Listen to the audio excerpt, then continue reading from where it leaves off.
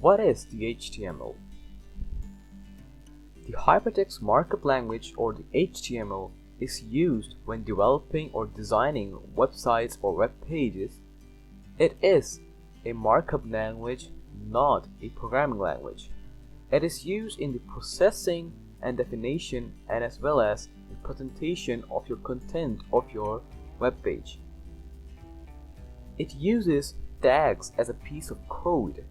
For example, the p tag is used when developing or designing paragraphs. The code inside p tags is displayed on your web page. So, how to create an HTML file? It's very simple. First, open the notepad and here create an HTML file by writing HTML and open and a closed one. And then save this file as your custom name. But don't forget to add the HTML extension at the end so your computer recognizes this is an HTML file.